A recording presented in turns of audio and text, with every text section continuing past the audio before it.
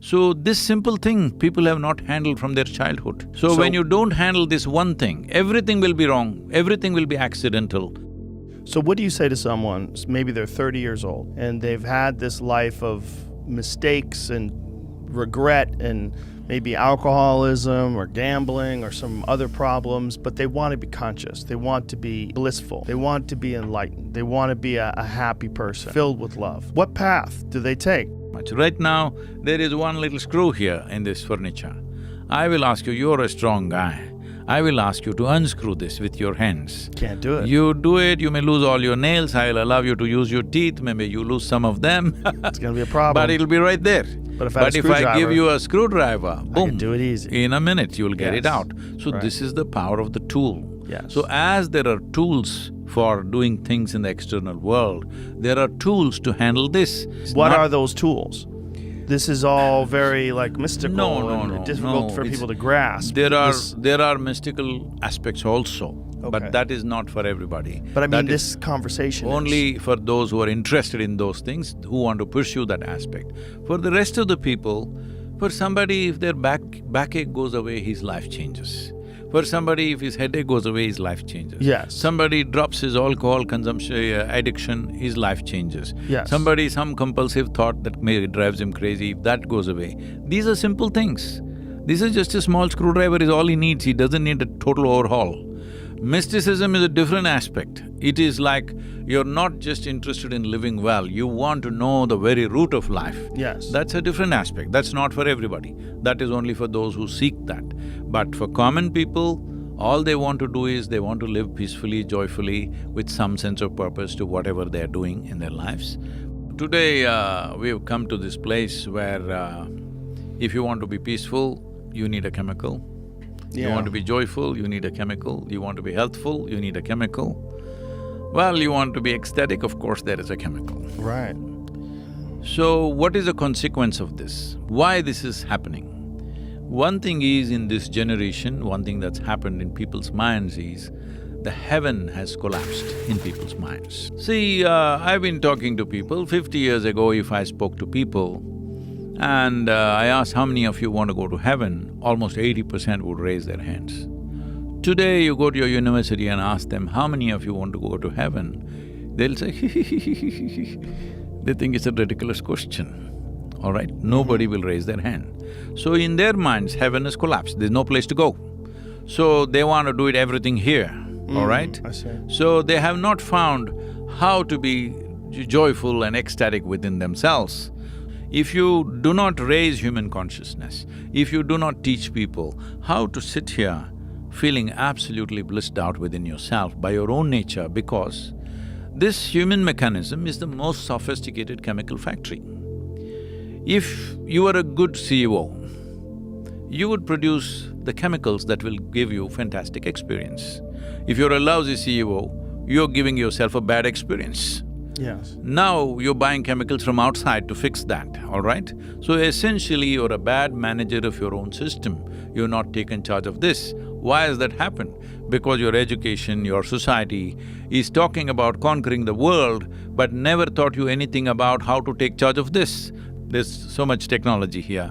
In this room, the most complex and sophisticated technology is within your system. Heaven has collapsed in people's mind, which is a good thing, because… It's a good thing? It is because the idea that this is not the place to live well, there is another place where you will live well, is a wrong idea. Right. This is the place to live well. You can have heaven right here. Yes. And who told you you're not already in heaven and making a mess out of it? So in your mind, this concept of heaven relates to like a harmony amongst yourself, and the people, the living things around you, including the soil. See, essentially it's like this. So to create pleasantness in the surroundings, we need the cooperation of people and forces around us. Without everybody's cooperation, you can't create a pleasant atmosphere. But pleasantness of the body, pleasantness of the mind, pleasantness of emotion and energy is 100% your business, isn't it? What happens in your mind, your emotion, your chemistry, your energies must be your way, isn't it? is yours, yes. It is yours, so it must be your way. But it's not happening your way right now because it's in a compulsive reactive state. Anybody can cause anything within you. So if I decide what clothes you must wear, what food you must eat, what you should do every day, you will call this slavery, isn't it? Right now, someone else, something else can decide what happens within you. Isn't this the most horrible form of slavery? That someone can decide whether you are happy or unhappy. Yeah, that's not good. That's not good. That's not the best path. So the problem is just this, an intelligence which needs to be conscious is unfortunately unconscious and compulsive. So the only problem that you have is compulsive reaction to life around you. What is needed is a conscious response to life. So this simple thing people have not handled from their childhood. Right. So when you don't handle this one thing, everything will be wrong, everything will be accidental. Your success and failure both are accidental. Why is it, though human beings are not the strongest creatures on the planet compared to other species, why is it the human beings are dominating this world? Simply because of our ability to use tools, isn't it? And our intellect, our ability to manipulate our environment. Yes, but even then, if we didn't have knowledge of using tools, right. The buffaloes would have mowed us down, all right. There are tools for doing things in the external world. There are tools to handle this.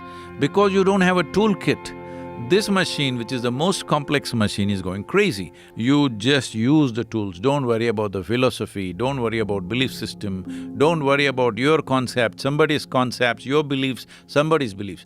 Just use the necessary tools. Being peaceful, joyful, loving is a natural outcome of that. Because the only reason is it has worked. What is it that's worked? I did not teach them a morality, I did not teach them a philosophy, I did not promise them miracles, I did not pull gold chains out of thin air and give it to them. No, nothing. Simply tools to fix themselves. How to sit, how to breathe, how to manage yourself, this is all. Yes. Our nose is located right above our mouth. Suppose you don't brush your teeth for 3 days. Though this nose is right here, it won't tell you you have not brushed your teeth. The whole room will know you have not brushed your teeth, but you will not know. This is the human predicament. It's very easy to see what's wrong with this guy, what's wrong with her, what's wrong with her. Takes a lot of observation to see what's wrong with this. That level of keenness of observation is missing in most people. They need to cultivate that. We are the most comfortable generation ever in the history of humanity, no question about it, isn't it? Yes. We are super empowered because of this science and technology. As there is a science and technology for our external well-being, there is a whole science and technology for inner well-being.